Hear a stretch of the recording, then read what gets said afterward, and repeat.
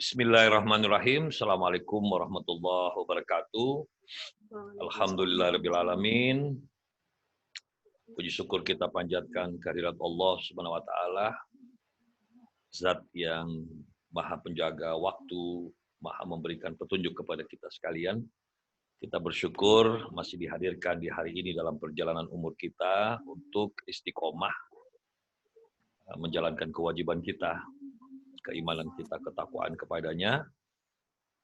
Dan hari ini kita masih menjalankan kewajiban kita untuk belajar, karena ini bahagian daripada kewajiban kita juga.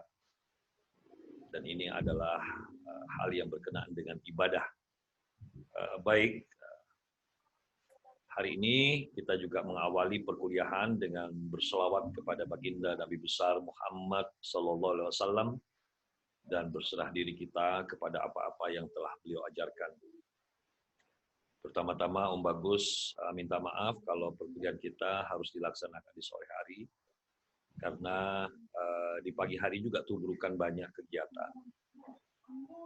Ya, jadi kemungkinan besar kalau tidak ada aba-aba dari Om, berarti minggu depan tetap perkuliahan jam segini. Ya, baik. Tadi ada informasi dari asisten Om di kelas. Jadi kalau ada apa-apa nanti boleh minta tolong anak kelas A kepada Alfi dan anak kelas B kepada Saadah. Ya, itu Om Bagus sudah tunjuk sebagai asisten Om di kelas untuk membantu Om dalam mendirect kelas. Ya, karena Om Bagus sampai sekarang tidak ada yang bantu di kelas. Agak sulit Om Bagus bisa berkomunikasi dengan baik dengan seluruh, walaupun kita ada di grup WA. Baik. Tadi Om Bagus sudah dapat informasi bahwa perkuliahan kita terakhir itu membahas tentang ekspresi. Nah, hari ini Om Bagus akan mengajak kalian untuk lebih masuk kepada teorinya. Namun, Om Bagus mohon maaf, sebenarnya mata kuliah ini rentan sekali kita membahas tentang hal yang disebut dengan praktek. Ya, kita sebenarnya tidak banyak berteori, walaupun teori tetap ada. Teori kita yang banyak itu hanya teori-teori tentang kejiwaan. Karena begini, berkomunikasi itu kalau kejiwaan kita masih salah, maka agak sulit kita berkomunikasi dengan baik. Kenapa bisa begitu, Om? Karena hasil daripada pengamatan, pengalaman Om mengajarkan ilmu ini dan menggunakan ilmu ini, memang Om Bagus berkesimpulan bahwa ilmu public speaking atau berbicara di depan umum dalam rangka berdakwah juga terutama, itu sebenarnya adalah ilmunya para nabi dan para rasul. Jadi ilmu berbicara ini ilmunya orang-orang hebat. Tapi sayangnya juga dikuasai oleh orang-orang yang penjahat. Jadi penjahat itu yang paling sering banyak menipu orang secara massal itu karena jagonya dia berbicara. Jadi kalau kita sebagai orang yang waras, orang yang sadar, orang yang beriman, kalau ilmu ini saja bisa dipakai untuk menipu orang, kenapa kita yang orang baik tidak melakukan usaha untuk menguasai ilmu ini agar kita bisa pakai dalam berdakwah? Ternyata ilmu ini bisa membuat orang tidak berdaya. Nah, sementara yang disebut tidak berdaya itu boleh jadi dia sudah memaksa dirinya untuk menjadi orang yang sami'na wa ata'na. Dia dengarkan, dia kerjakan. Karena fungsi dakwah itu sendiri, bagaimana mempengaruhi orang agar orang mau berkenan, ridho, ikhlas untuk menjadi makhluk yang beriman dan bertakwa. Itu tujuan dakwah. Ya, tujuan utama dakwah ya cuma itu. Cuman kalau ada orang yang jago ngomong sampai orang-orang itu bisa kena omongannya, dia bukan sami'na wa ata'na. Karena ajakannya kebodohan. Tapi kok dia mau kerjain? Berarti dia bukan sami'na wa ata'na. Itu sami'na wa tololna. Nah, itu berbeda. Sami'na wa ata'na itu harusnya untuk hal yang berkenaan iman dan takwa. Tapi kalau ada orang diajak maksiat ikut, diajak begal ikut, diajak menipu ikut, diajak narkoba ikut, diajak minum khamar ikut, diajak tidak sholat ikut, diajak pasang bom ikut, itu sami'na wa tololna. Ternyata dalam ilmu mendengar kita juga butuh yang disebut dengan keimanan, supaya kita tidak sembarang mendengar ilmu yang aneh. Kenapa bisa begitu, Om? Sekarang ini ilmu public speaking, kenapa harus dikuasai? Alasannya adalah karena kita sudah pindah era. Ya, eranya itu apa saja? Mari kita lihat. Ini lihat. Kita sudah melewati abad ke-18, di mana era itu disebut era agrikultur. Sistem komunikasi manusia itu dipengaruhi gaya sistem komunikasi petani, kalau Om Bagus bilang. Siapapun jadi pembicara itu didengar. Lalu kita bukan juga di era industri. Era industri itu era komunikasi dikuasai oleh para pekerja pabrik. Di era industri itu siapa punya kuasa di sebuah industri, maka dia yang didengar. Mandor-mandor apa segala macam, dialah yang paling ditakuti. Dan kita sudah tinggalkan era itu. Kita sudah melewati juga era abad 20, di mana era itu disebut era informasi.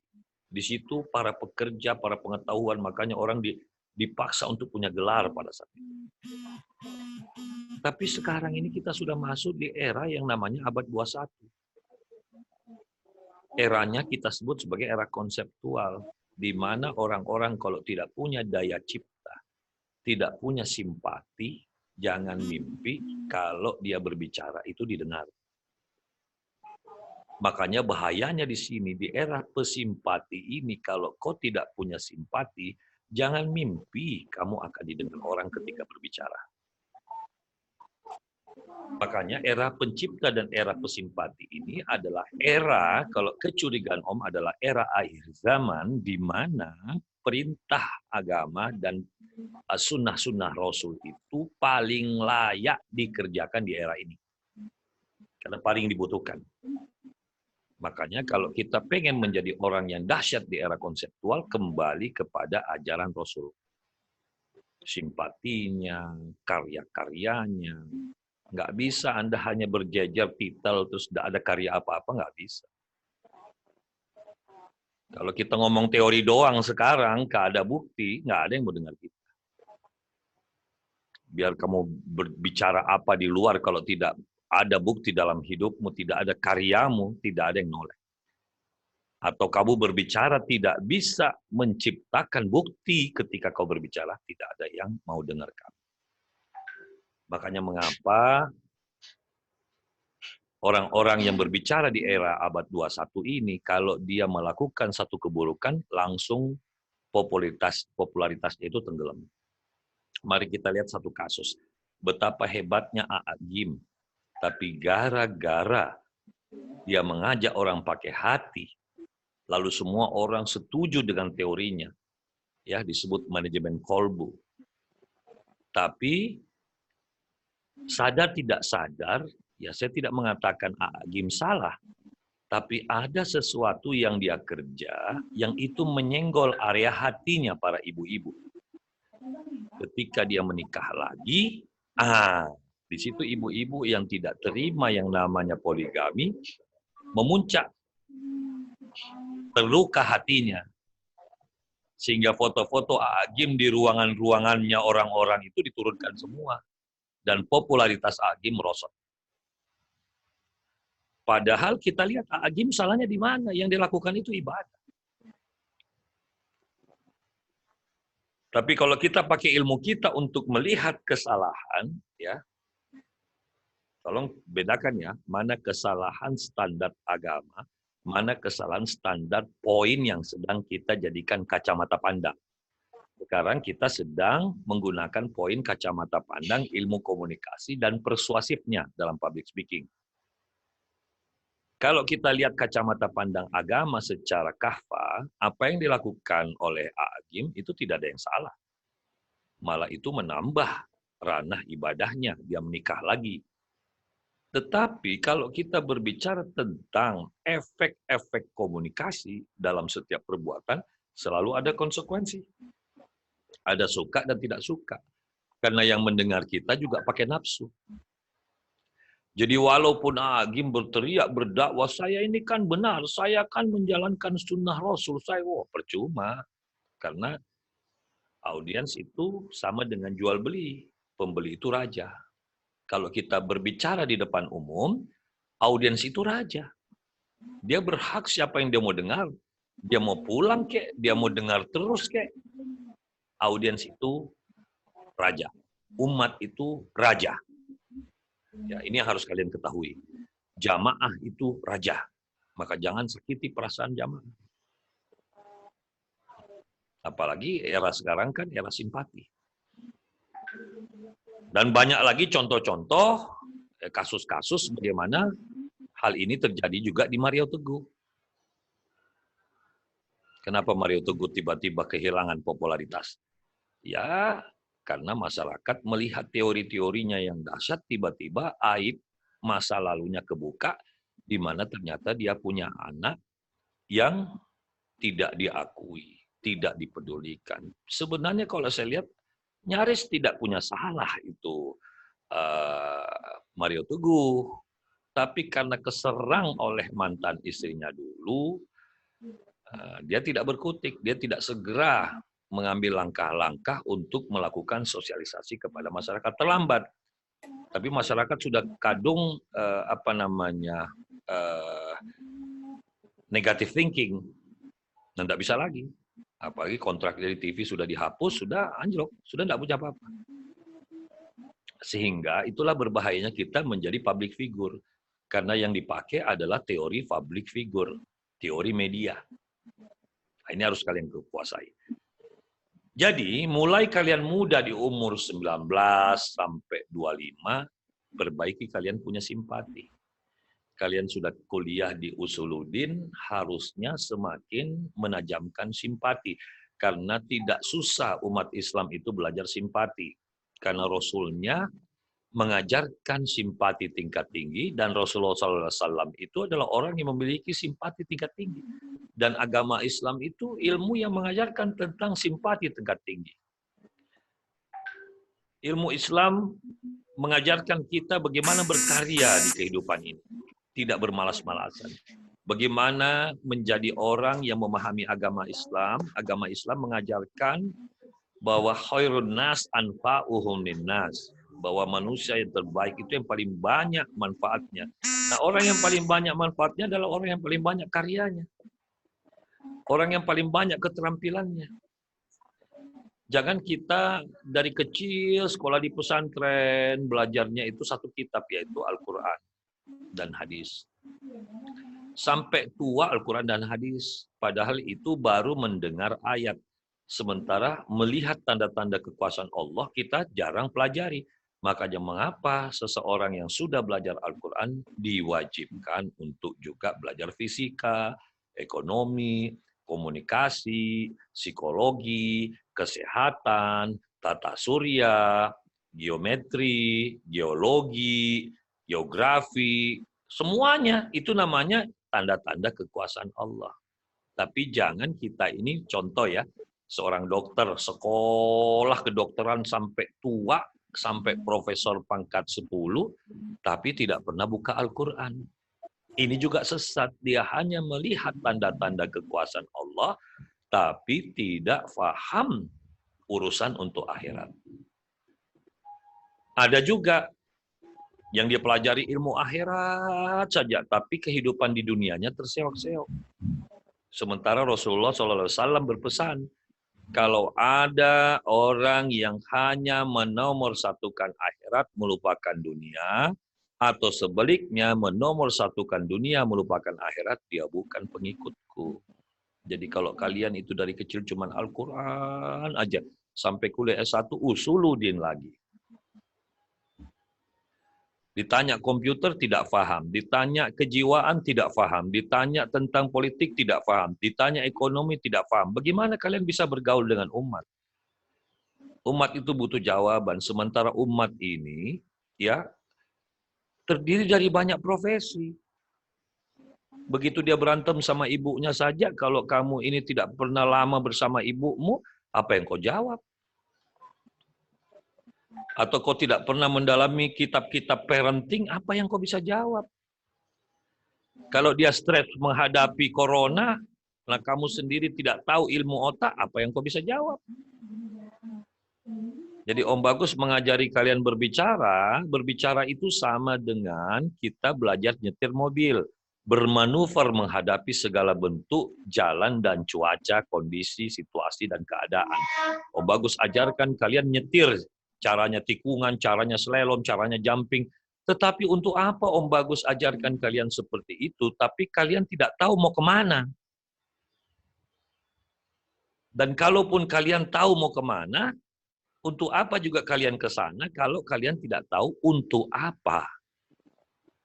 Karena kalau kita bawa truk kosong terus ngapain? Jadi tolong kamu juga harus menyiapkan cita-citamu itu apa yang kau pengen gali sebagai seorang public speaker yang juga kuliah Usuluddin. Harus tahu kamu. Kamu memilih Usuluddin itu untuk apa? Mau kemana? Kalau itu tidak kamu rancang dari sekarang, terus untuk apa kau mempelajari sesuatu kalau niatnya belum benar? Kan Rasul sudah katakan, innamal a'malu binniyah. Kalau apa-apa kita kerjakan tanpa niat, tanpa ilmu, itu semua sia-sia. Makanya kenapa waktu kita kuliah itu malas-malasan? Kenapa kalau kita kuliah itu milih-milih, ini mata kuliah gue nggak suka, ini yang suka. Nggak bisa. Orang yang niatnya benar, ilmunya jelas ketika mempelajari sebuah ilmu, dia mencintai semua mata kuliah. Tidak ada mata kuliah yang susah, semua mata kuliah nyaman. Nah, seperti itu. Ya, tidak ada lagi yang namanya malas, karena kebutuhan, kuliah itu kebutuhan. Bukan sekedar kewajiban kita kepada orang tua, nggak boleh. Ini adalah kebutuhan kita. Ya, baik, Om Bagus lanjutkan. Jadi, di era konseptual ini, akhirnya ilmu public speaking itu harus dikuasai sebagai skill. Tapi di dalamnya juga banyak knowledge. Karena apa? Ilmu public speaking saja sekarang tidak mampu untuk mengatasi problem dakwah. Sekarang itu ilmu public speaking sudah harus dikawinkan dengan motivasi dakwah. Berarti kalian ini belajar public speaking-nya langsung tingkat advance karena sudah berubah menjadi public speaking mastery atau persuasif public speaking. Di samping berbicara, juga belajar mempengaruhi orang. Apalagi sekarang ini kita sudah masuk era literasi digital, di mana semua hal itu sudah harus ada kemasannya. Dulu kita berbicara public speaking itu hanya di atas panggung. Dulu kita berbicara public speaking itu hanya di mimbar. Tapi sekarang ini kalau kamu cuma mengandalkan panggung dan mimbar, kita kelindas. Ya, kita kelindas oleh zaman. Kita kelindas oleh kompetitor kita. Kompetitor kita itu siapa? Kompetitor kita itu adalah setan. Ya. Kompetitor kita itu siapa lagi, Om? Kompetitor kita itulah orang-orang yang tidak suka dengan majunya Islam. Banyak, ya ateis tidak suka. Ya agama-agama lain yang cemburu sama Islam. Dan seterusnya. Padahal Islam tidak dilahirkan untuk membunuh agama lain. Sebentar ya, ini temanmu tidak paham ini kalau sudah tahu kalau kuliah.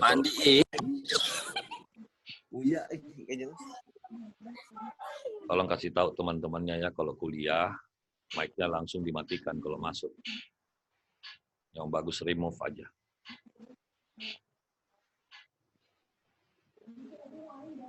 Baik, saya lanjutkan. Jadi seada dikontrol ya kalau Om Bagus lagi bicara, Alfi, kalau Om Bagus lagi bicara, ada temanmu yang belum mematikan mic, langsung matikan dari sana. Ini seada Om Bagus jadikan co-host ya.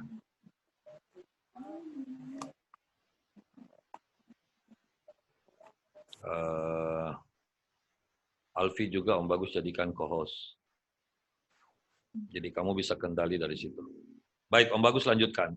Karena era kita literasi digital, berarti seorang pendakwah itu juga harus menguasai media sosial. Dulu orang populer itu susah.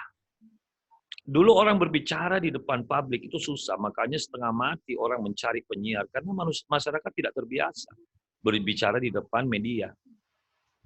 Makanya cari penyiar radio, penyiar TV itu susah. Harus dilatih, harus itu. Sekarang ini enggak, masyarakat masih SMP sudah bisa bicara di depan kamera. Mereka bikin vlog. Nah, sekarang bayangkan kalian yang sudah mahasiswa Usuluddin kalau tidak punya vlog, sama dengan kalian ini tidak paham bahwa kita diberi nikmat Allah berupa era media sosial, kalian tidak segera menangkap tanda-tanda kekuasaan Allah itu. Kalau memang niatmu untuk ibadah masuk di dalam Usuluddin, kalian niatnya untuk dakwah, kenapa tidak sekarang kamu jemput itu kesempatan? Karena kenapa orang-orang lain lebih memamerkan kehidupannya, ada yang cuma bikin vlog untuk anaknya, ada kehidupan yang tidak penting-penting, tapi kok ratingnya tinggi, kok followernya banyak. Kalian ini niatnya ibadah untuk selamat dunia akhirat, kok enggak punya follower. Jadi mulai sekarang itu bikin vlog banyak, ya. Kamu setiap mengkaji Al-Quran, bikin kok punya kesimpulan. Syuting sendiri, upload sendiri, ya. Daripada kamu bengong setiap hari. Apalagi musim-musim corona begini, daripada bengong di rumah, bikin vlog sebanyak-banyaknya. Ya, bikin kesempatan dapat follower sebanyak-banyaknya. Mumpung era literasi digital. Apa saja tentang Al-Quran, apa saja tentang hadis. Kalian mau kupas sirah Nabawiyah, silakan. Mau kupas tentang negara-negara Islam, silakan. Mau cari gambarnya juga banyak di YouTube. Kalian berbicaralah di situ, latihan berbicara sampai kalian matang. Ya. Tapi kalau itu tidak kita lakukan, ya terlambat. Kamu mau andalkan siapa? Kita lulus dari Fakultas Usuluddin, tidak punya cita-cita, tidak punya keterampilan. Kita akan kelindes oleh sarjana-sarjana lain. Apalagi sekarang niat kita ingin mensosialisasikan Al-Quran. Sementara mereka Al-Quran sudah ada di tangannya. Begitu kita ngaji, dia bilang, Mbak, mohon maaf, Mbak, suara handphone saya lebih bagus daripada ketika Mbak ngaji. Mbak ngomong tadi ini dari tafsir mana? Saya punya tafsir banyak di tangan saya. Saya mau tafsir jalan lain, ini saya tinggal buka. Kayaknya Mbak tadi itu ngomong salah deh. Malah salah lagi kita. Nah, ini. Jadi tolong mulai sekarang, ya, beban kita di era literasi digital ini semakin berat. Oh, bagus ngerasakan sekarang sebagai seorang motivator, itu kita sembuhkan orang, tapi yang menyakitkan orang banyak. Jadi kita kekurangan motivator di negara ini. Yang bekerjanya di era literasi digital, bekerjanya di media sosial. Kalau kita harapkan berceramah cuma di masjid setiap hari Jumat, wah, nggak keburu itu setan-setan daya hipnotisnya lebih dahsyat. Setan-setan yang kerja di Facebook, setan-setan yang kerja di Instagram, yang kerja di WA, yang di Google, di YouTube. Angkat tangan Om Bagus. Angkat tangan. Saya hanya mohon perlindungan sama Allah, mohon bantuan Allah, tapi saya tidak mundur. Saya hanya angkat tangan dalam artian saya betul-betul kalah, tapi saya tidak mau kalah. Saya tetap menyerang terus juga. Makanya harapan saya ini murid-murid saya semua sadar, ya kalian-kalian sebagai murid Om juga sadar bahwa perjuangan kita ke depan ini semakin berat, ya. Angkat bendera perang kepada setan, ya, demi menolong agama Allah. Nah, gitu ya. Jangan kita pasrah, nggak boleh. Baik, Om Bagus lanjutkan. Ada apa, Om, di era literasi digital ini? Akan kebentuk generasi milenial. Ciri khasnya apa, Om? Dia bergantung pada literasi digital. Dan dia mau bergerak kalau kita punya daya hibur yang tinggi, daya hipnotis yang tinggi. Jadi pembicara sekarang, ya, public speaker sekarang, pendakwah sekarang, kalau tidak punya nilai hibur yang tinggi, jangan mimpi anak-anak milenial akan dengerin kamu. Yang kedua, kalau kamu tidak memiliki daya hipnotis yang tinggi, jangan mimpi jamaah milenial akan mendengarkan kamu di eramu nanti. kamu akan dilindes. Ya. Film-film semakin bagus, kita ini mau dakwah pakai mimbar, siapa yang mau nonton kamu? Mimbar Jumat itu paling berapa menit, sementara mereka sudah bikin film-film canggih pakai animasi untuk mempengaruhi pola pikir anak-anak milenial. Mereka lebih asik menonton itu daripada menonton orang berkhutbah. Mereka lebih asik melihat tayangan-tayangan film kartun animasi daripada menyaksikan khutbah. Makanya untunglah banyak saudara-saudara kita yang mendalami ilmu animasi, mereka juga membuat tayangan-tayangan Islam secara animasi. Tapi kita harus kebut-kebutan ini. Kita perang di media. Gitu. Ya. Apalagi TV Islam di Indonesia itu belum ada. Satu pun belum ada. Saya nggak bisa bayangkan kalau semua orang Islam itu patungan deh. Satu orang Islam aja nyumbang 5.000 perak satu bangsa ini. TV swasta Islami berdiri. Hitung aja coba. Saadah coba sama Alfi, kamu coba hitung berapa sekarang penduduk Indonesia, berapa jiwa, coba. Coba kau ingat, atau coba kau buka di Google-mu situ. Berapakah jumlah penduduk Indonesia sekarang? Ya tak? Dikali 5.000. Berapa uang yang kita dapat?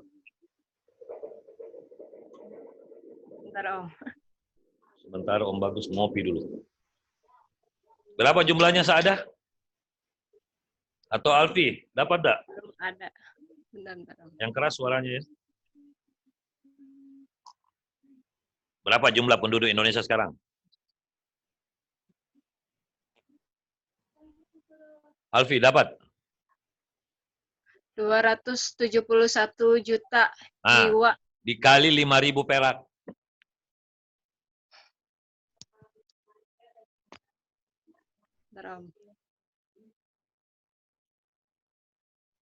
Berapa?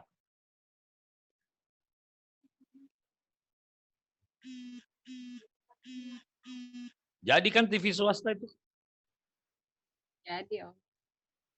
Ya 1 triliun lah Om. 1 Lah iya toh. triliun. Masa 1 triliun bikin TV swasta nggak bisa? Ya.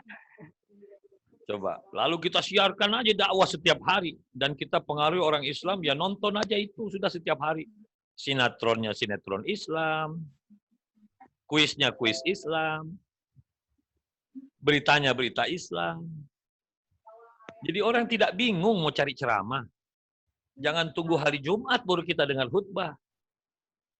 Ya kan? Seperti itu. Olahraganya, olahraga Islam. Waduh, canggih banget. Baik, kita lanjutkan ya. Jadi sekali lagi kesimpulan pada frame ini adalah jangan mimpi bisa menjadi public speaker handal di Islam kalau kau tidak memiliki atau belum memiliki daya hibur yang tinggi. Cuman Om Bagus harus menjelaskan dulu apa saja sih Om yang membuat orang terhibur. Ya, mari kita bongkar.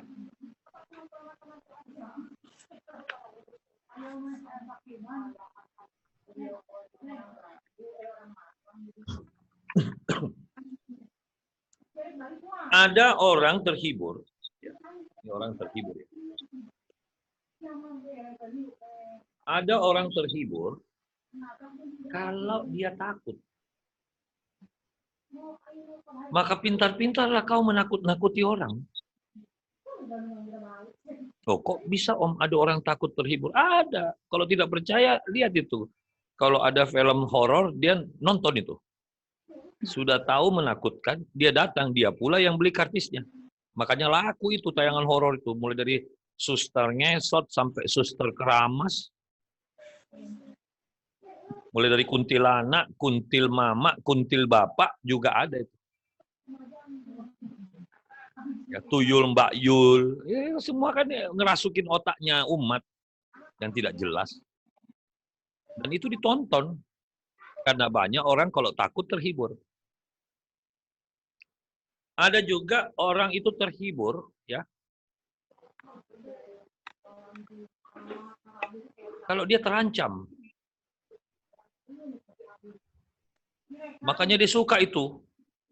olahraga yang ekstrim, gitu, fear factor itu, coba ketinggian, terus bungee jumping, lompat, ya, terjun payung, mahal semua itu. Bersepeda di gunung, pemerintah bikinkan jalanan bagus, bersepedanya di gunung, ya kan? Dibikinkan jalan aspal mulus, pakai mobil lewat becek-becek. Ya karena memang ada orang terhibur kalau tertantang. Naik ke gunung, sudah tahu di atas tidak ada siapa-siapa, masih juga manjat. Ya.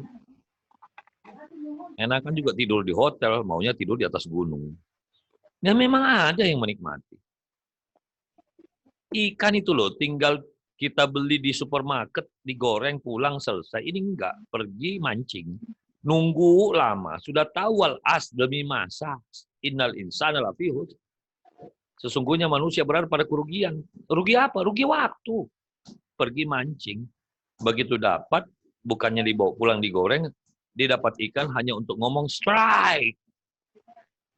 Ya, sudah gitu ikannya dicabut, dibuang lagi ke laut.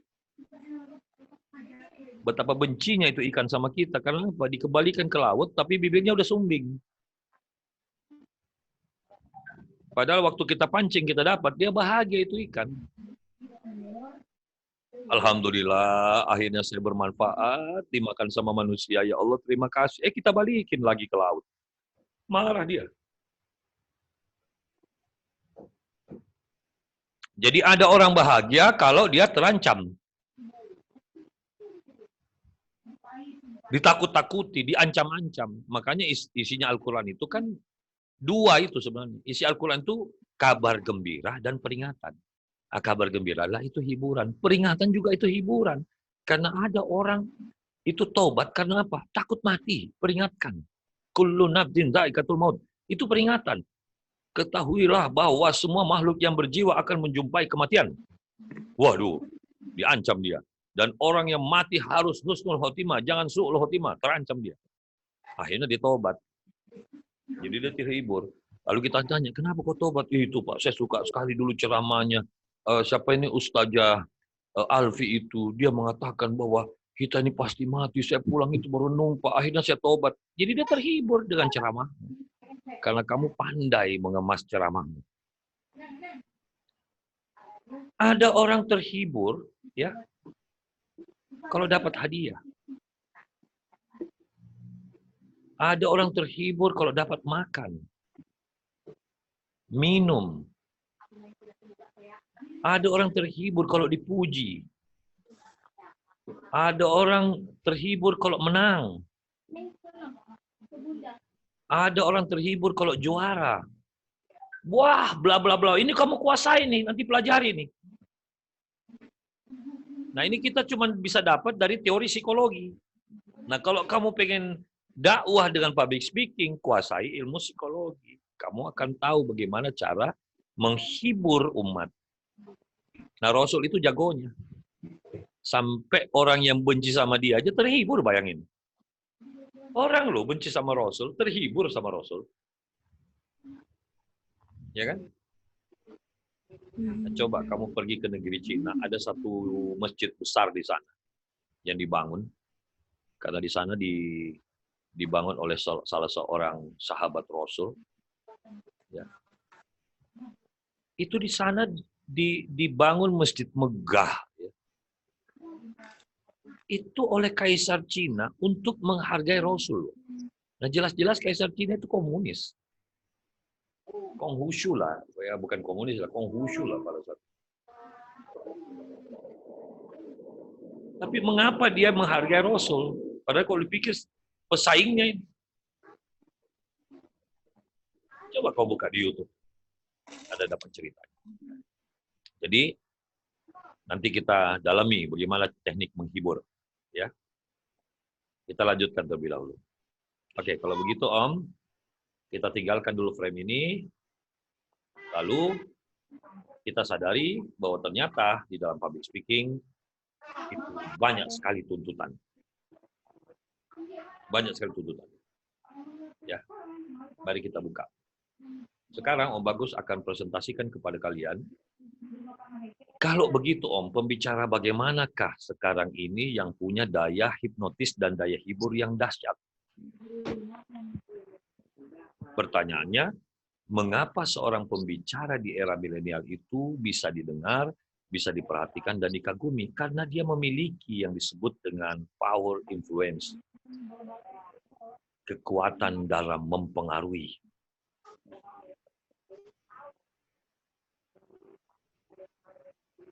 Nah, mari kita bongkar satu-satu. Yang pertama, kamu harus punya yang disebut dengan popularitas yang positif. Ustadz Abdul Somad itu kemanapun sekarang datang, dia diterima. Setiap dia masuk kemana, orang semua dengar. Kenapa? Karena dia punya popularitas. Om, saya belum punya popularitas. Ya ciptakan dong popularitas, yang penting kamu positif. Ciptakanlah sebab supaya kau populer. Mumpung sekarang untuk masuk TV tidak susah. Syuting saja dirimu, ya upaya saja agar viral, kau populer. Tapi tolong populer yang positif, jangan populer yang negatif. Kamu begal, misalnya si Syarif begal, populer. Ana Usuluddin begal, populer lu. Tapi di penjara. Gitu. Tidak ada gunanya kan? Jadi pesan Om adalah usahakan kamu punya populer yang positif. Bikin aja pakai aksi reaksi di YouTube. Ciptakan popularitas. Kalau tidak punya popularitas ya agak susah. Ya. Oke, Om, kayaknya saya sambil prepare popularitas saya. Oke, kita pindah. Ya, popularitas itu banyak ya. Suaramu bagus, populer. Kau bikin lagu bagus-bagus, populer. Ya, apa sajalah. Yang kedua, kamu punya otoritas. Kau punya kepakaran, kau punya karya banyak. Ya. Nah, untuk membuat dirimu memiliki karya banyak, mulai sekarang sudah berkarya. Bikin tulisan-tulisan, bikin apa sajalah karya yang banyak.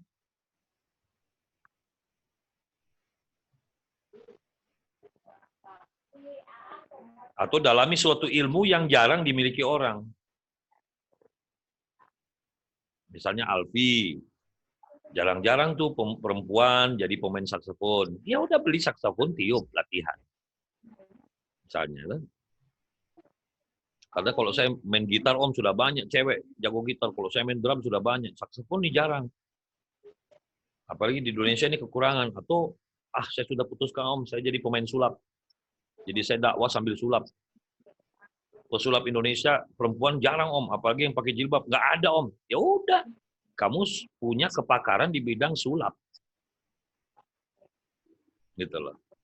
Kalau jago masak perempuan udah banyak. Jago anggrek, jago bikin kue, jago bikin roti, udah banyak. Cari kepakaran, cari otoritas, cari karya yang kamu jarang saingannya. Itu peluangnya tinggi. Jangan orang semua main gitar, kau main gitar juga. Seperti itu. Kita lanjutkan. Om, saya belum punya itu, Om. Ya udah, kita coba yang ketiga. Kamu memiliki liking. Apa itu liking? Kamu tuh disukai. Entah kenapa, pokoknya kau nongol aja orang langsung suka. Dari mana itu caranya, Om? Puasa Senin Kemismu, sedekahmu, sholat malammu, ya, bersabarmu, jujurmu, ridhomu, akhlakmu, kepatuhanmu sama orang tua, itu semua menciptakan liking. Istilah di agama kita, nurmu itu keluar. Ya, air wajahmu itu membuat orang selalu terpesona. Kita tidak butuh cantik, kita tidak butuh ganteng, kita butuh nur yang keluar. Itu yang disebut dengan liking. Ada orang jelek, tetapi kalau dia datang, kok kita adem. Ada orang ganteng, ada orang cantik, tapi kalau dia datang kita muak.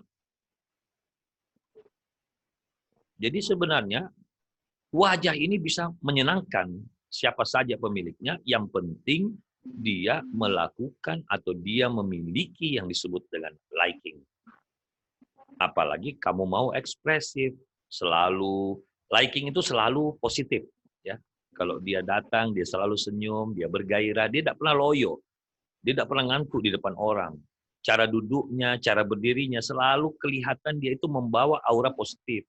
Dia selalu semangat, tidak pernah dia duduk itu bengkok-bengkok, tidak pernah duduk angkat kaki, tidak pernah malas-malasan di depan orang. Dia malas-malasan ketika sudah tidak ada orang, dia di dalam kamarnya baru dia bermalas-malasan.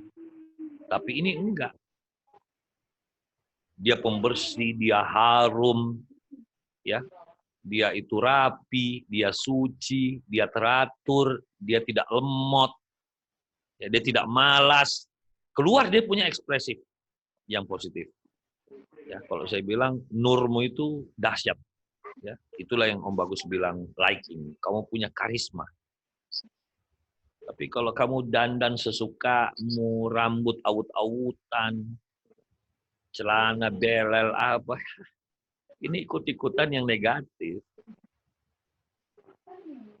Tapi tidak selamanya yang namanya liking dan ekspresif itu kemana-mana pakai peci. Kemana-mana pakai sorban. Bukan orang pakai sorban dan peci itu salah, bukan. Saya katakan tidak selamanya harus begitu. Ya, harus diingat itu. Harus diingat. Oke. Om, kayaknya saya berusaha aja itu, Om. Oke? Kalau gitu kita pindah ke 4. Kamu memiliki visual point. Apa itu visual point? Cara berdandanmu bagus, cara berpakaianmu asik dilihat, pilihan bentuk bajumu, pilihan bentuk celanamu, pilihan warnamu, cara kau mengenakan baju itu, cara kau bergerak dengan baju itu semua menyenangkan, disebut visual point. Cara dudukmu asik, cara pandang orang asik, cara senyummu asik, cara menunjukmu asik, ya, akhlakmu itu indah sekali. Ini ilmunya Rasul semua. Tapi kalau visual point kita ini jelek, tidak pernah senyum, muka ngantukan, kumel, bau, ya gimana? Kamu melakukan proses dakwah, sementara dirimu saja tidak bisa kau dakwahi.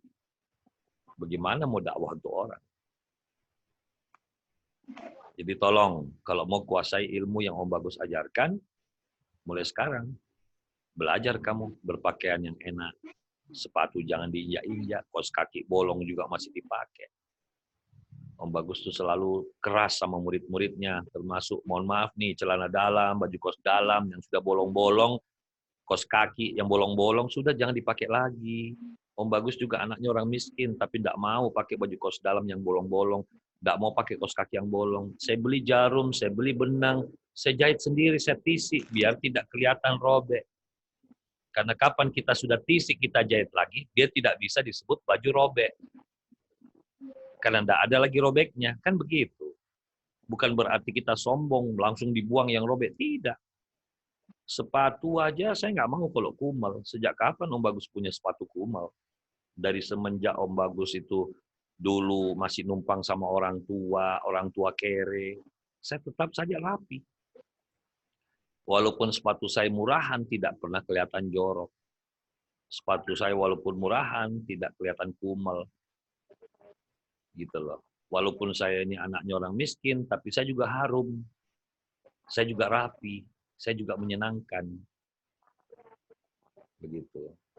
Jangan kita ini sudah hidupnya begini, kumel. Nah itu dia ya. Itu visual point. Apalagi Om? Yang kelima, auditory point. Suara kita itu terdengarnya enak. Setiap kita bersuara, bukan kayak apa ya namanya juga perempuan, harus memiliki auditory point yang baik. Jangan, woi di mana kau? Saya bilang kamu tidak punya auditory point. Gitu. Ya. Jadi sekarang sadari, nanti Om Bagus ajarkan bagaimana menciptakan auditory point. Sebentar Om Bagus nyalakan lampu kok agak gelap.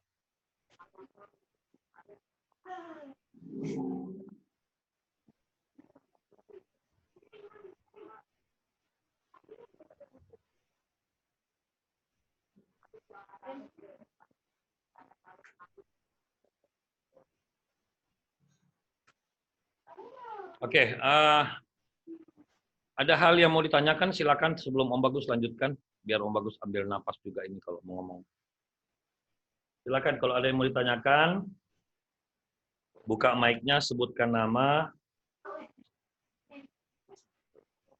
Om Bagus dengarkan, silakan.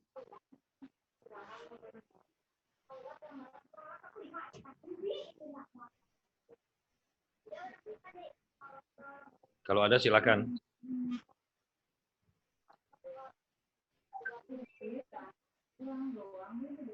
Ada ya. Sekarang alhamdulillah sekarang yang hadir kuliah ini ada 41 orang. 42 sama Om. Silakan kalau ada yang mau ditanyakan. Ya. Sebutkan nama, ada Muhammad Tegar. Silakan Tegar. Muhammad Tegar. Jadi tentang Tegar sebentar ya. Om Bagus biar kelihatan wajahmu sama teman-teman. Mana Tegar? Oke, sebentar Tegar ya. Oke, silakan Tegar kamu buka handsfree-mu karena kalau pakai mic yang pakai handsfree suaramu tidak jelas di sini. Oke. Buka, kamu pakai saja mic yang ada di laptop. Oke. Jadi mau tanya ini Om tentang penguasaan sosial media sama bikin vlog itu. Kadang kalau mau dakwah atau kurang dengar siapa agak dekat dari mic-mu. Ya, coba. Jadi tentang ini Om, gitu. penguasaan sosial media sama bikin vlog yang gitu. Kadang alasan teman-teman nggak mau menyebarkan ilmunya itu karena masih kurang ilmu, karena itu Takut apa? alasan. Sebentar, Karena alasan nggak mau menyebarkan ilmu itu karena ngerasa masih kurang ilmu gitu Om. Jadi nggak mau bikin vlog, nggak mau nulis. Ya justru Om Bagus sekarang kan kasih ilmunya. Kamu merasa kurang ilmu, sekarang saya kasih ilmunya, sampaikanlah walaupun satu ayat.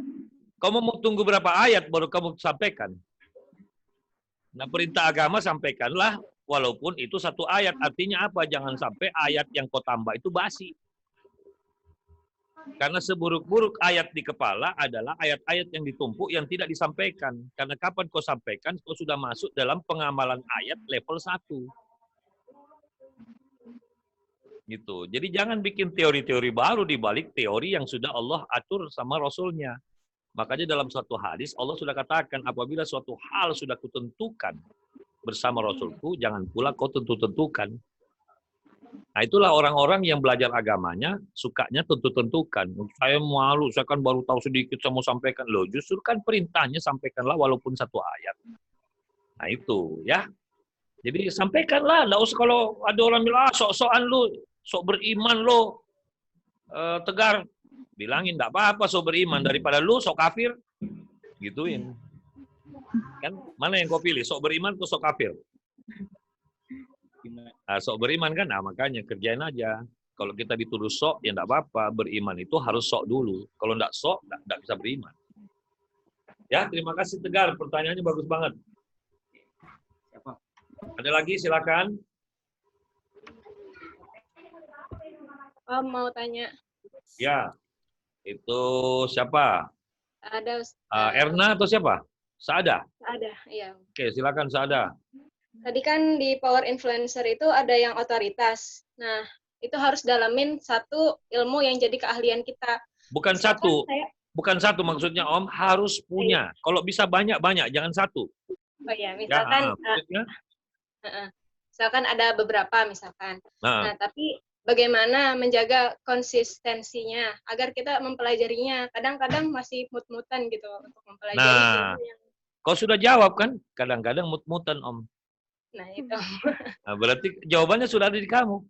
Istiqomah lah. Istiqomah lah. Enggak, maksudnya meningkatkan itu semua gitu. Iya, istiqomah. Karena tidak ada yang diistiqomahkan yang tidak meningkat. Karena Allah sudah katakan, aku memberi sesuatu yang diikhtiarkan oleh hambaku. Aku memberi. Ini ayat. Ya. Jadi kalau kau pengen dapat dan pengen meningkat, tidak ada cara lain, istiqomah.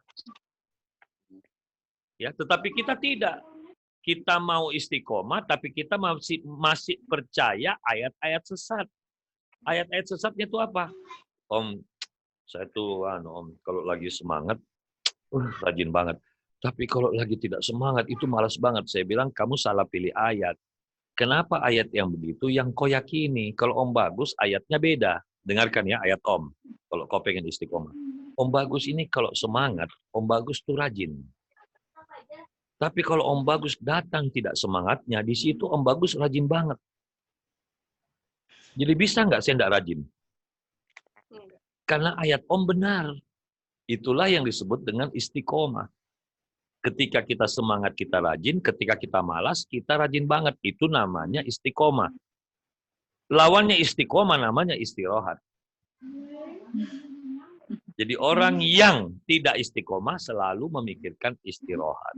Istirahat dulu lah, masa ngaji melulu. Nah, ini orang kena ayat setan.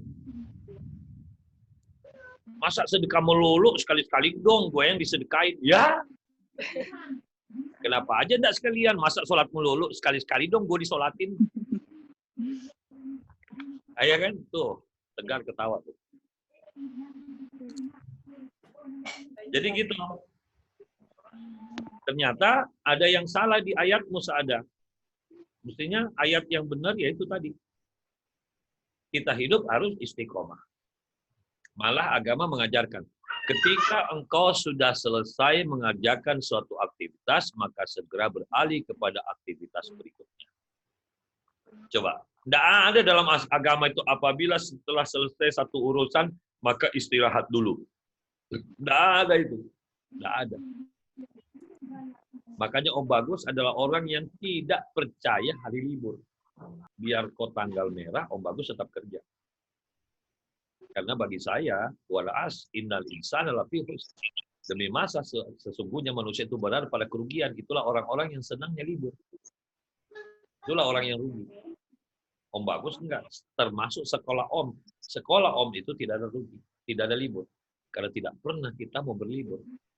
Tanggal merah masuk kecuali kalau sudah fatwa ulama mengatakan di rumah dulu. Ya sudah kita di rumah. Karena kita sekolah yang patuh sama ulama. Gitu ya. Baik Om, terima kasih. Ya, ada lagi silakan. Tadi ada yang Om Bagus lihat namanya Erna. Silakan Erna kalau masih monitor, kalau mau bertanya silakan. Buka sendiri mic-nya, bicara. Silakan kalau masih ada. Biar Om Bagus ambil napas dulu. Ya, kalau tidak ada Om Bagus lanjutkan ya. Baik, kita lanjutkan. Kalau tidak ada pertanyaan, kita sudah sampai di pembahasan auditory point. Sekarang kita lanjutkan ke power influence yang ke-6, yaitu memiliki kekuatan yang disebut dengan kinesthetic point. Apa itu kinesthetic point?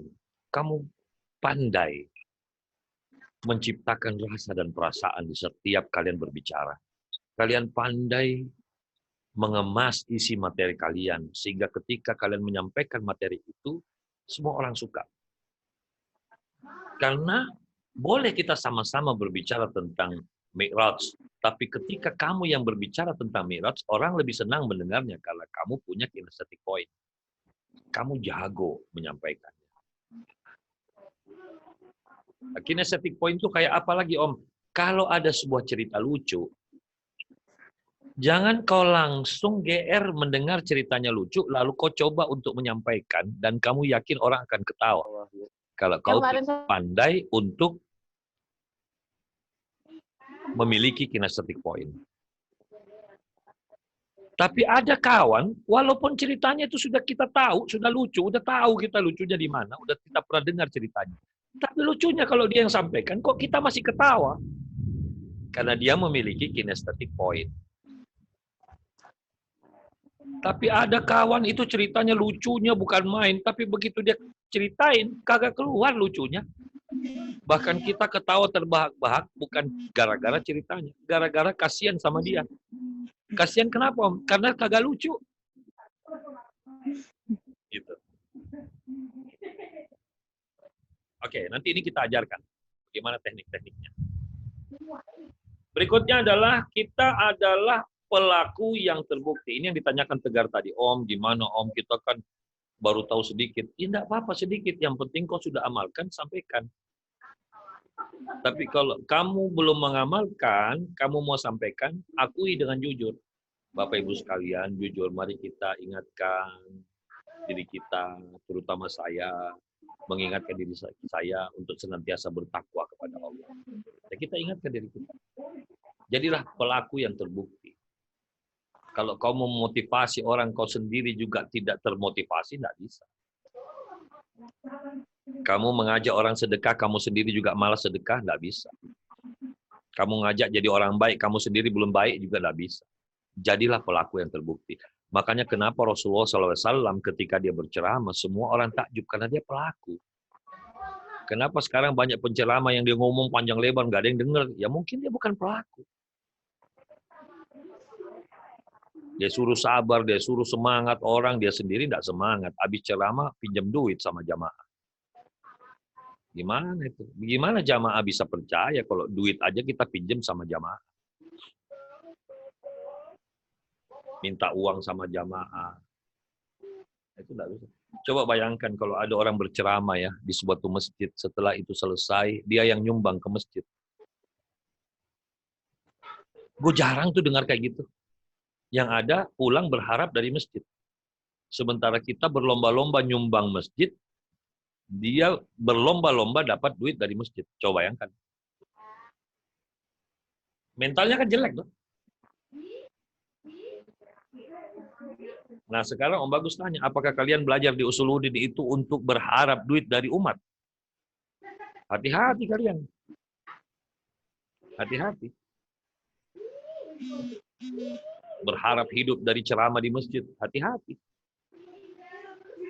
Apalagi di musim corona ini banyak sekali ustadz-ustadz yang laporan ke Om Bagus. Om gimana nih Om, ada ustadz nih ngotot minta uang sama masjid karena dia kan masuk jadwal ceramah, jadwal khutbah. Tapi karena kita hilangkan khutbah, dia minta uangnya Om. Sebagai ganti transport, padahal dia datang juga belum, tanggalnya juga belum datang, dia masih minta jatah. Coba bayangkan dengan alasan uang masjid katanya uangnya umat. Jadi tolong kembalikan kepada umat. Hubungannya apa sama uang transportmu?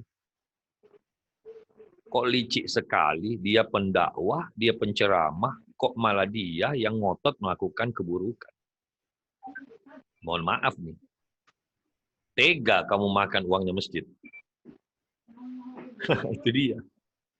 Ya, sementara uang masjid itu dari mana? Dari uangnya umat yang berharap dapat pahala dari pemberian ke situ. Tega kita makan. Itu jangan, ya. Bagus. Nauzubillah min dzalik. Rasul juga tidak. Rasul aja sekelas dia loh. Dia bukan sekedar kiai, bukan sekedar ustadz, tapi dia itu Rasul. Malah dia yang bangun masjid. Kita kok penceramah malah minta uang dari masjid. Nah itu ya. Makanya tadi saya katakan, umat itu tidak akan pernah tersimpati sama kamu kalau kamu yang minta uang dari masjid. Tapi usahakan kamu kalau habis ceramah, kamu yang kasih uang sama masjid. Nah gitu. Kita balik nih.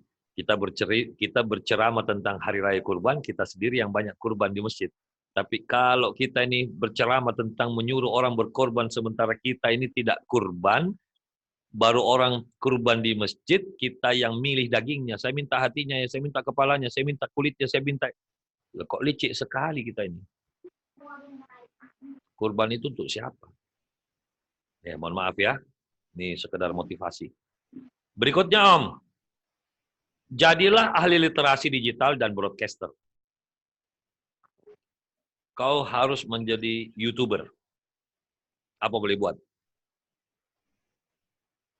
Kau harus menjadi broadcaster. Di rumahmu sekarang itu sudah harus ada ruang siaran. Hari-hari kamu siaran. Hari-hari kau bikin paket rekaman, share di YouTube, share di YouTube. Hari-hari, kalau perlu kau ngaji hari ini, baca Al-Quran ayatnya itu, Arabnya kau baca surat Al-Indah, rekam, share. Kau harus punya vlog sendiri. Karena begitu kamu mencari popularitas. Di situ kamu mengaktualisasikan ilmumu. Itu sambil jalan. Berikutnya apa lagi? Kamu harus punya murid dan harus melakukan pelayanan kepada umat mulai sekarang. Apalagi kamu hidup di kampung, kuliah di Usuluddin, di kampungmu cuman kamu yang bisa kuliah di Jakarta. Nah sekarang bagaimana kuliahmu walaupun baru semester berapa sudah bisa bermanfaat. Bikin kajian di rumahmu untuk ibu-ibu, untuk anak-anak TK, anak-anak SD, bikin TPA. Harus punya murid kamu. Karena tidak ada orang hebat yang tidak punya murid. Sebutkanlah orang hebat siapa yang tidak punya murid. Semua punya murid. Syekh Abdul Qadir Jilani punya murid. Imam Ghazali punya murid. Siapa? Sebutkanlah. Wali Songo punya murid semua itu. Siapa? Kiai siapa yang tidak punya murid? Tidak ada. Semua punya murid. Oleh karena itu, harapan Om, kamu juga harus punya murid. Nah, apalagi Om? Yang terakhir, kamu harus multi-talent, multi-point. Kamu harus serba bisa. Karena orang serba bisa punya pengaruh yang luar biasa.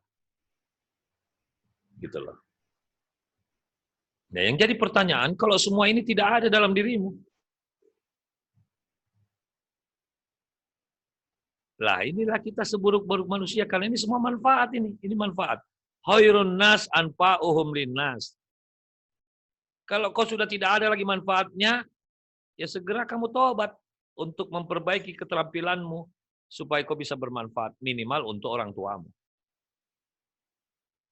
Minimal untuk dirimu. Selamatkan dirimu, selamatkan orang tuamu, selamatkan saudaramu, selamatkan lingkunganmu. Selamatkan harga diri orang tuamu, selamatkan perjuangannya, hargai pengorbanannya. Dengan cara menciptakan banyak prestasi. Kalau Om Bagus, puas jadi anak. Karena saya sudah membahagiakan kedua orang tua. Saya puas jadi anak. Karena mereka semua wafat, sudah dalam kondisi bahagia.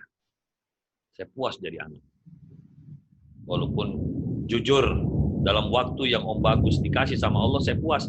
Tapi kalau seandainya saya ini ngotot sama Allah, ya Allah, seandainya ku panjangkan umur orang tuaku, lebih ku buat puas lagi hidup.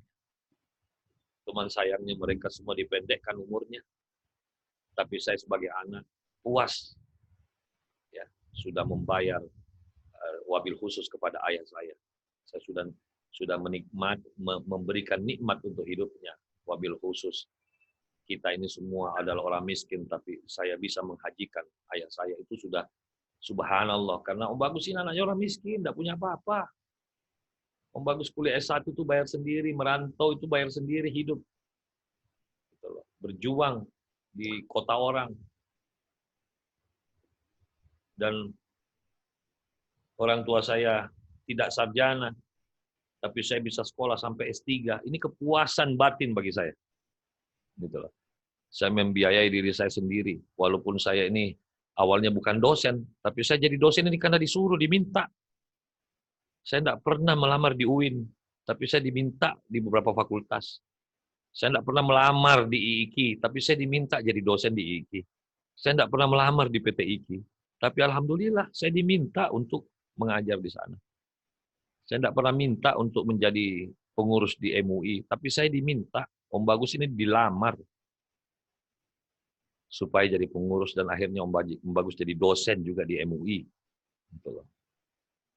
Itu karena kita lihat betapa kita ini dibutuhkan. Karena apa yang saya ajarkan ini semua adalah apa yang saya sudah kerjakan dalam hidup saya jadikan mata kuliah. Dan akhirnya Om Bagus bikin sekolah tentang keombagusan gitu loh. Jadi kalau mau dibilang universitas tentang Om Bagus, itulah KAFI. Saya ajarkan mereka tentang mata kuliah yang saya buat sendiri, karena saya punya penafsiran tentang manusia. Manusia itu harus begini menurut Al-Quran, makanya saya bikin mata kuliahnya. Saya bikin kurikulumnya 8 semester. Tapi memang masa belajarnya lama, 6,5 tahun. Beda dengan S1. Karena dia ini setara S1 atau D4, tetapi masa belajarnya 6,5 tahun. Karena kurikulumnya itu, kurikulum saya bikin sendiri, mata kuliahnya pun saya bikin sendiri. Dulu lebih parah, saya ngajarnya sendiri. Sekarang karena sudah banyak alumni, ya sudah, saya dibantu. Jadi KAFI itu adalah kampus keombagusan. Gitu. Bagaimana menjadi manusia yang pola pikirnya itu dilandasi Al-Quran dan hadis, dan ketegasannya itu seperti ketegasan pola pikir Allah. Seperti itu. Nah, itu karya. Itu karya. Dari karya itu, Om Bagus bisa kemana-mana. Tapi saya tidak hidup dari kampus itu. Tapi hidup saya untuk kampus itu. Jadi saya yang harus menghidupkan kampus itu, bukan saya hidup dari kampus itu. Karena kampus itu kampus gratis. Orang nggak bayar apa-apa di situ. Kuliah 6,5 tahun gratis. Tapi jangan coba-coba tidak disiplin, jangan coba-coba tidak taat sama Allah. Jangan coba-coba tidak berakhlak. Seketika itu juga dikeluarkan. Karena KAFI itu adalah kampus menegakkan akhlak. Tidak berakhlak, biar pinter, saya keluarin. Seperti itu. Baik. Sekarang kita lanjutkan. Cuman ini sekarang sudah jam berapa ya? Coba dicek. 17, sudah 5:30. Baik, saya tambah 1 frame, dan setelah frame ini selesai, kita cukupkan, karena saya juga harus menghargai kalian punya kuota. Karena jangan sampai gara-gara kuliah online ini kalian habisan kuota. Ya. Baik, saya lanjutkan dulu. Manusia itu ketika dia berbicara, kita harus pahami sebenarnya apa sih berbicara itu, Om? Berbicara itu tidak ubahnya adalah mengekspresikan pikiran. Makanya mengapa ketika Om Bagus mengajarkan kalian berbicara, yang duluan saya korek adalah pikiran. Karena apa? Orang berbicara itu sebenarnya dia ingin memperkenalkan pikirannya. Jadi berbicara itu adalah teknik ekspresi terhadap pikiran. Jadi untuk apa kalian jago bicara kalau tidak ada isinya?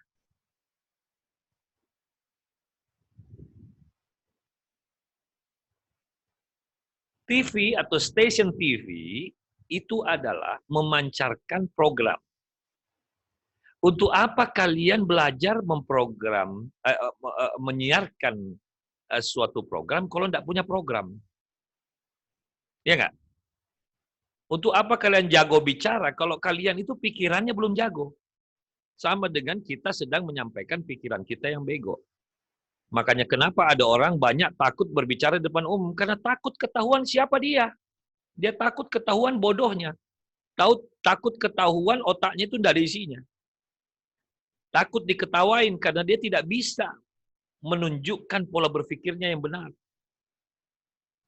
Inilah alasan mengapa banyak orang nervous bicara depan umum. Karena takut ketahuan otaknya itu tidak ada isinya. Karena omongan itu adalah membunyikan isi otak. Ya toh? Disitulah kita takut. Tapi kalau kau sudah banyak wawasan, banyak pola pikir, banyak knowledge, banyak pengetahuan, banyak ilmu, tidak perlu belajar berbicara, cukup diekspresikan saja, keluar semua itu data. Ini level 1-nya. Karena ketika seseorang itu berbicara, dia harus paham ada sebuah quotation yang berbunyi, manusia itu dinilai dari cara dia berbicara. Yang kedua, apa yang diekspresikan itu adalah acting-nya. Bagaimana dia berakting. Makanya kenapa di sini Anda nanti akan belajar acting. Tapi jangan samakan acting ini dengan acting di film. Karena acting di sini artinya melakukan. Ilmu tentang bagaimana melakukan. Jadi acting ini adalah ilmu tentang cara menyampaikan suatu maksud. Ya, itu dihafalkan. Jadi acting adalah ilmu tentang cara menyampaikan suatu maksud. Orang yang selalu salah acting akan menciptakan miscommunication. Miscommunication akan menciptakan misunderstand. Jadi kalau kamu mau kelihatannya baik, mau menjadi orang baik, belajarlah acting. Karena walaupun kau orang baik, kalau actingmu tidak baik, kamu itu terlihatnya tidak baik. Jadi apa itu acting, Om? Acting itulah akhlak. Nah, Rasul turun ke muka bumi untuk menyempurnakan akhlak. Jadi Rasul itulah gurunya acting. Kalau mau cari aktor terbaik di muka bumi, itulah Rasulullah Sallallahu Alaihi Wasallam, karena dia jagonya acting. Bisa dipahami ya? Oke. Yang berikut, tentunya di dalam acting itu kita akan juga menelaah kaidah-kaidah akhlak. Setelah itu kita berbicara tentang kemasan. Nah, mari kita lihat. Sekali lagi, ketika manusia itu berbicara, dia mengekspresikan. Apa yang dia ekspresikan, itulah pikirannya. Maka pikirannya akan terbaca. Jadi orang yang pikirannya masih buruk, maka dia akan terkendala ketika belajar ilmu public speaking. Yang nervous lah, yang tidak bisa gerak tangannya lah, yang gemeter lah, yang lehernya mengering lah, yang mual lah, yang blank lah, karena pola pikirnya masih buruk. Tapi kalau pola pikirmu sudah bagus, datanya sudah bagus, amalanmu sudah bagus, kamulah orang yang nanti insya Allah disebut sebagai orang yang pola pikirnya baik. Makanya nanti ketika kamu belajar public speaker, kamu menjadi public speaker yang handal. Itu poin yang bisa kita diskusikan hari ini. Supaya tidak terlalu banyak, sekarang Om Bagus buka forum tanya jawab, kali-kali ada hal yang pengen kalian tanyakan, silakan. Langsung buka saja mic-nya, sebutkan nama, Om Bagus jawab.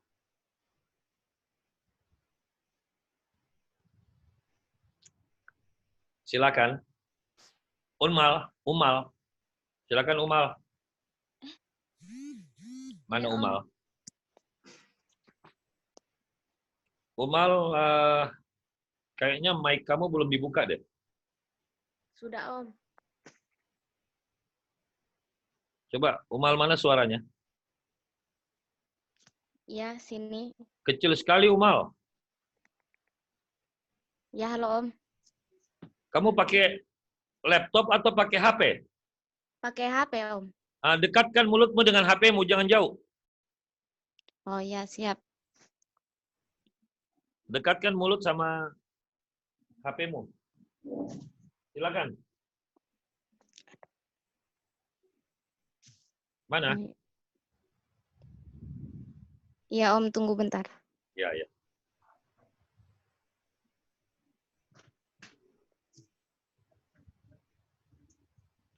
Gini, Om. Ya. Kan biasanya pas kita mau presentasi, bahan udah ada ya, Om. Udah dipersiapkan. Tapi pas mau menyampaikan itu, kita masih tetap nervous gitu, Om. Cara mengatasinya itu gimana ya, Om? Latihan. Oh, latihan. Nanti gini, Umal. Karena ini penjelasannya panjang tentang nervous, maka nanti tolong bantu Om ya. Seada sama Aib. Aib masih ada? Aib hilang ya? Hadir. Nah, Seada sama Aib bantu Om nanti perkuliahan mendatang menomor satukan pembahasan tentang pertanyaannya Umal ini, karena Om Bagus butuh waktu khusus untuk menjabarkan ya tentang mengapa saya sudah prepare tapi masih nervous ya. Panjang itu jawabannya Umal. Oh iya Om, siap. Nanti saya akan jelaskan. Yang lain? Yang lain silakan. Yang sekiranya tidak terlalu panjang untuk, karena itu juga materi nanti. Itu nanti ada materinya Umal. Silakan yang lain kalau ada.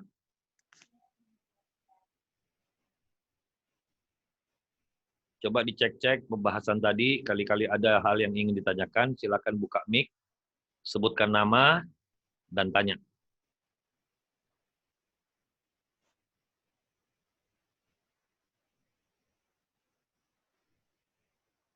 Coba dibongkar-bongkar catatannya tadi, terbersit pikiran apa.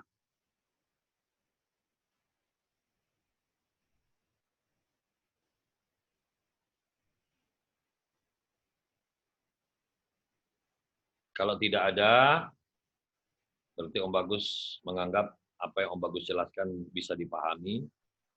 Makanya hal-hal yang berkenaan dengan apa yang Om Bagus jelaskan tadi, tolong dilengkapi diri kalian ya. Ya, liking-nya diperbaiki, ya mumpung lagi corona ada ini, kau banyak di rumah, segera perbaiki dirimu, ya. Mulai desain tujuan hidupmu apa, terus ketahui dulu melakukan intrapersonal communication, misalnya kalian itu sudah punya keterampilan apa, kalau belum punya segera kamu tulis, saya pengen mendalami apa. Nah, mulai start dari mencari berita dulu di YouTube, berita di Google, bagaimana caranya saya bisa menjadi orang yang menguasai ilmu ini. Nah, kau cari informasi di situ, cari petunjuknya, gitu loh. Atau kalian pengen menguasai ilmu apa, cari di situ, di mana kamu bisa dapat beritanya. Nanti kalian bisa menguasai dengan cara itu. Kalau tidak, kalian tentukan dari sekarang, kalian pengen menguasai ilmu apa, nggak bisa. Ya, Om Bagus dulu seperti itu, di zaman masih SMP aja. Wah, pengen jadi pemain sulap. Udah saya cari itu buku-buku sulap. Saya dalami. Sampai akhirnya bisa jadi pemain sulap. Tapi pemain sulap bukan tujuan hidup saya. Sudah selesai, saya pengen belajar acting nih. Gimana caranya ya? Mulai belajar-belajar. Akhirnya bisa jadi aktor. Alhamdulillah. Om Bagus pernah membintangi 33 iklan. Pengen jadi MC, gimana sih caranya? Alhamdulillah, bahkan pernah ngajar MC sampai Istana Negara. Asik ya, bagaimana caranya sih jadi penyidik? Gara-gara suka baca detektif-detektif dulu itu, akhirnya Om Bagus ini bukan polisi, tapi punya tugas sebagai penyidik ahli di Polri. Keliling saya Indonesia menyidik kasus-kasus besar. Sampai Om Bagus jadi dosen di kepolisian. Bahkan ini kemarin baru pulang dari Polda Riau, habis ngajar di sana. Om Bagus lihat, asik juga ya menjadi penyiar radio. Saya ini mantan pembaca berita di RRI. Enak ya jadi host acara kuis. Om Bagus pernah menjadi host acara kuis di TVRI. Asiknya jadi bintang iklan, jadi bintang iklan. Asiknya main sinetron, jadi. Asiknya jadi daber, Om Bagus mantan daber, bahkan pernah menjadi daber termahal. Dan seterusnya. Berbagai macam profesi saya geluti. Saya pengen kuliah arsitek, saya insinyur arsitek. Saya pengen kerja di PH, bahkan saya ambil kuliah khusus tentang film dan entertainment. Saya kuliah khusus. Pengen jadi doktor, bidang Al-Quran, saya doktor ilmu tafsir. Jadi apa saja kita mau, asalkan kita ikhtiar, kita yakin, kita berusaha, pasti bisa.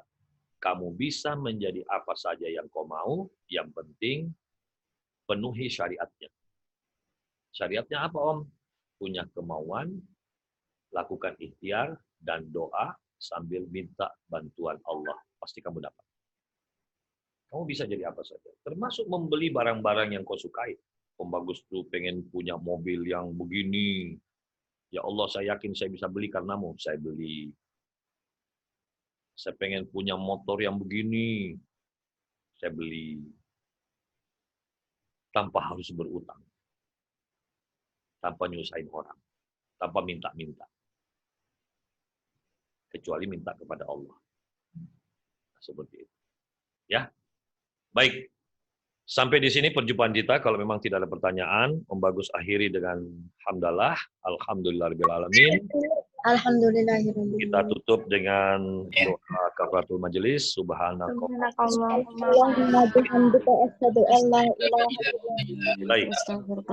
Wabillahi taufik wal hidayah. Assalamualaikum warahmatullahi wabarakatuh. Waalaikumsalam. Dan salam untuk keluarga. Semangat dalam ibadah. ya. Dan juga tetap sabar, sabar Tuhan, kita nikmati nikmat corona dari Allah ini. Oke, sampai jumpa lagi ya. Tetap semangat ya. Terima kasih Om. Ya, sama-sama. Terima kasih banyak Om. Sama-sama.